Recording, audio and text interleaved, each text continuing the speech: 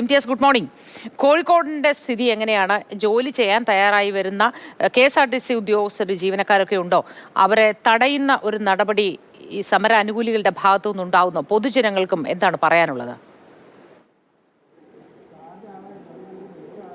Moti, good morning. കോഴിക്കോട്ടെ പുതിയ bus stand പൂർണ്ണമായും വിജനമാണ്. ഒരു സർവീസ് പോലും അവിടെ നടത്തുന്നില്ല, ആളുകളില്ല. ആകെയുള്ളത് അവിടെ സ്ഥിരമായിട്ട് തുടക്കാറുള്ള മിൽമയുടെ ഒരു കടയുണ്ട്. അവിടെ കുറേ ആളുകൾ വന്ന് ചായ കുടിച്ച് പോകുന്നുണ്ട്.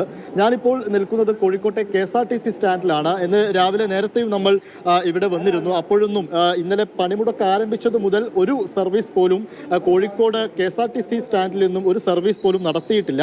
പക്ഷേ ദൂരത്ത് നിന്നും ഇന്നലെ രാത്രിയിലൊക്കെ ആരംഭിച്ച പല ബസ്സുകളും ഇവിടെ എത്തി, കോഴിക്കോട് എത്തി യാത്രക്കാരെ കയറ്റി ദീർഘദൂര ബസ്സുകൾ ചിലതെല്ലാം ആ രീതിയിൽ നേരത്തെ ആരംഭിച്ച സർവീസ് പൂർത്തിയാക്കുന്നു എന്ന രീതിയിലാണ് കാര്യങ്ങൾ. എന്നാൽ രാവിലെ ഒരു സർവീസ് പോലും പുതിയതായിട്ട് ആരംഭിച്ചിട്ടില്ല എന്ന് തന്നെ വേണം മനസ്സിലാക്കാൻ. കോഴിക്കോട് ഈ ഇരിപ്പിടങ്ങളിലൊക്കെ ബസ്സിനായി കാത്തിരിക്കുന്ന ഒരുപാട് ആളുകളെ ഈ ഇരിപ്പിടങ്ങളിലൊക്കെ നമുക്ക് ഇവിടെ എത്തുമ്പോൾ കാണാൻ സാധിക്കും. പലരും ബസ് ഉണ്ടാകുമെന്നൊക്കെ കരുതിയാണ് പലരും ഇങ്ങോട്ടേക്ക് വന്നത് എന്നാണ് കാര്യം. നിങ്ങൾ എങ്ങോട്ടേക്കാണ്?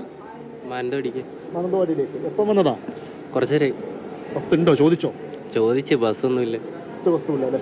ഇന്നലെ അറിഞ്ഞിരുന്നോ ഇങ്ങനെ ഒരു സമരം ഉണ്ട് എന്ന കാര്യങ്ങളൊക്കെ? സമരം ഉണ്ട് എന്ന് പറയാം. ബസ് KSRTC ഉള്ള കാര്യം അറിയായിരുന്നു, അതുകൊണ്ട് ഇങ്ങോട്ട് വന്നു.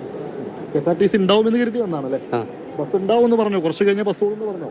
കുറച്ച് ചിലപ്പോൾ ഉണ്ടാവുന്ന പറഞ്ഞു. ഇല്ലെങ്കിൽ ഇപ്പൊ എന്ത് ചെയ്യും? എന്ത് ചെയ്യാൻ? ലോക്കായി കിടക്കും. പോവാൻ മറ്റു മാർഗങ്ങളൊക്കെ വേറെ നോക്കണം.